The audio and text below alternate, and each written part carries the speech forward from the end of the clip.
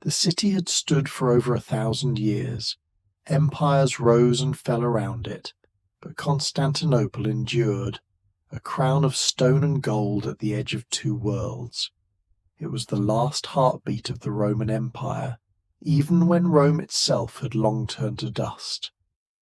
Massive walls wrapped the city like the ribs of a giant, 3 layers thick, taller than houses, stronger than memory. For centuries armies had come to test them. Arabs, Persians, Slavs, Bulgars, all broken against its defences. The people of Constantinople believed their city was protected by God himself. They believed it was eternal. They were wrong. In the spring of 1453, a young Ottoman sultan named Mehmed II stood outside the city and decided that eternity would end on his watch. He was only 21 years old, and he had come to take the impossible. By this time, Constantinople was a shadow of its former glory. Once the richest city on earth, it had shrunk into a tired, wounded capital.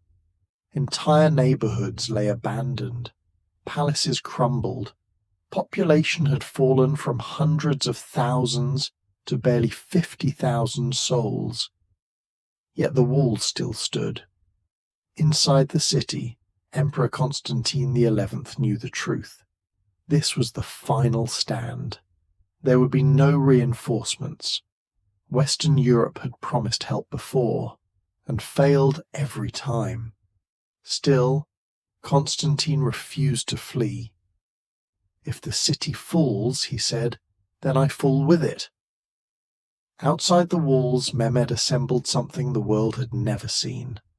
A cannon so large it looked like a beast from myth.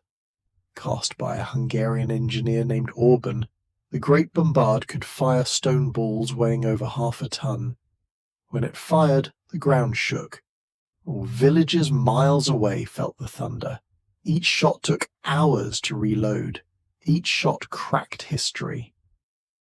When the cannon roared for the first time, the walls of Constantinople, walls that had resisted sieges for a millennium, trembled. The impossible had become possible. The siege began in April. Day after day, the Ottomans bombarded the land walls. Stone shattered. Dust filled the air. The defenders rushed to patch breaches with rubble, wood, and anything they could find. Inside the city, church bells rang constantly. Priests led prayers through the streets. Icons were carried along the walls. People begged God to repeat the miracles of the past. At night, fires burned in the Ottoman camps as far as the eye could see. Mehmed's army numbered over 80,000 men, perhaps more. The defenders, fewer than 7,000 soldiers. Nearest one of them was Giovanni Giustiniani, a Genoese commander whose courage became legendary. He directed the defense where the walls were weakest, rallying men who knew they were fighting time itself. Meanwhile, Mehmed did something no commander had ever done before. He moved his fleet over land. Greasing wooden tracks with animal fat, the Ottomans hauled dozens of ships across hills and forests, bypassing the great chain that blocked the harbour. When the citizens of Constantinople woke up and saw enemy ships inside their sacred Golden Horn, panic spread like fire. The city was surrounded. There would be no escape. Weeks passed.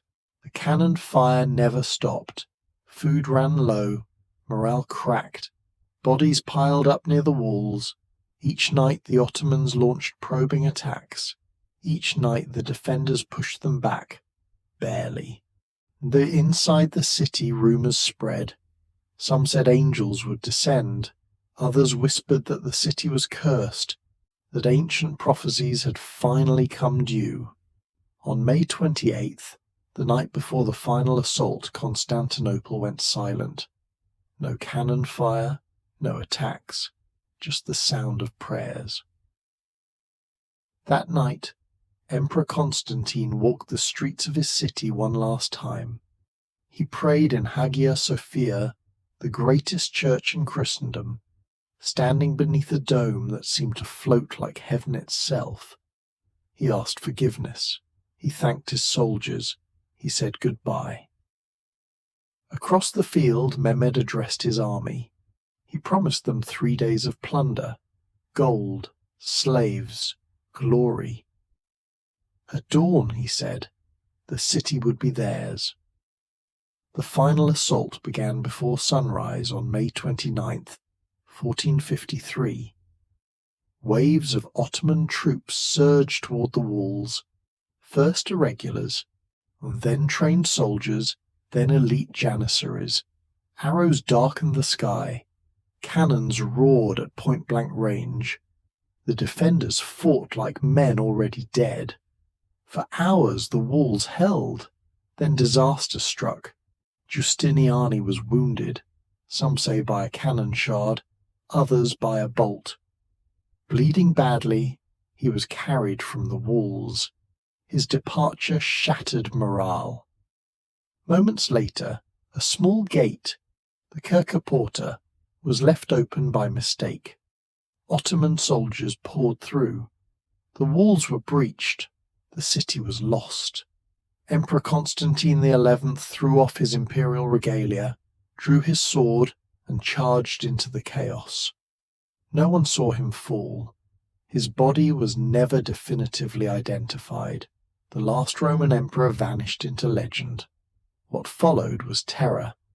Ottoman soldiers flooded the streets, homes were looted, churches were desecrated, and thousands were killed. Tens of thousands were enslaved. In Hagia Sophia, terrified citizens huddled together, praying as the doors were smashed open. When the Ottomans entered, the ancient chants were drowned out by screams. By midday, Mehmed II rode through the city. He dismounted in Hagia Sophia. He ordered the killing to stop.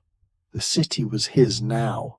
He knelt, touched the earth, and declared Constantinople the new capital of the Ottoman Empire.